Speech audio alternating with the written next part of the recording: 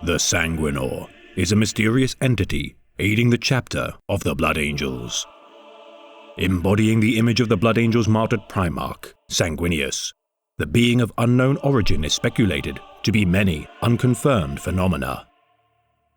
Studied by the chapter's librarian for millennia, following several seemingly random instances of its intervention, the Sanguinor has appeared during the most perilous and grave events of the chapter's history. Some believe it to be a physical manifestation of their Primarch's nature, an embodiment of Sanguinius' nobility, called to aid the chapter in its time of greatest need.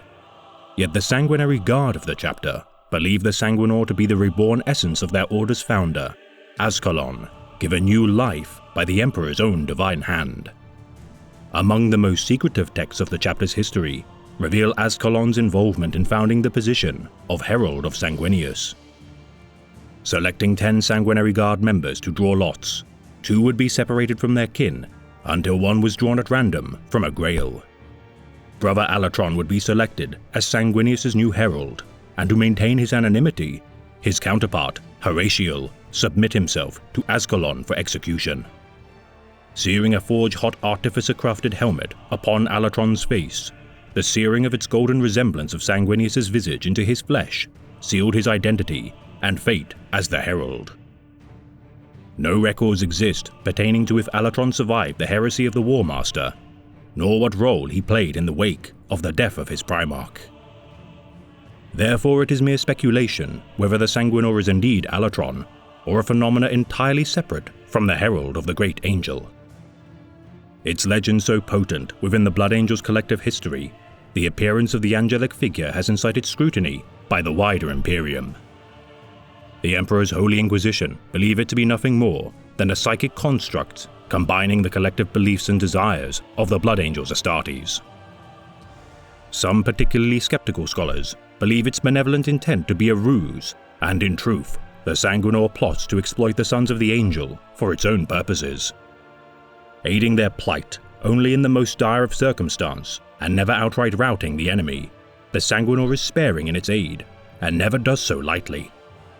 Yet for all these accounts, the Blood Angels have honored this mysterious figure as an integral part of their chapter's culture and traditions, with its senior officers attributing the entity to be a servant of the Master of Mankind. A glimmer of holy light in the darkest of times, the supposed avatar of Sanguinius' glory harkens times of hope and resurgence for the chapter. Aiding the Blood Angels during the fall of the Night Lord's battle barge, Terrorclaw, Carter's incident against the Orc Xenos and Khornate demons, and most importantly the defense of the Baal system against the Tyranid invasion of the Cryptus campaign. Carving swaths through the Xenos, wielding the Incarmine broadsword, the two-handed mirror of the revered Incarmine swords of the Sanguinary Guard, further strengthens their supposition that the Sanguinor is an ancient member of their host. Standing face to face with Chapter Master Dante at the conclusion of the battle, the Lord of Angels, without speaking, drew back his death mask, revealing his aged face to the holy figure. Asking the divine being if there was hope to save Baal from the great devourer, the Sanguinor uttered a single phrase: "There is yet hope." The devastation of Baal by the talons and claws of High Fleet Leviathan cost the chapter dearly.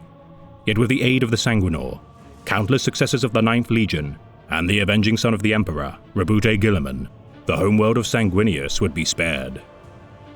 For even to this day, should the chapter of the Blood Angels be threatened, the Sanguinor shall rise once again to face the enemies of the Angel.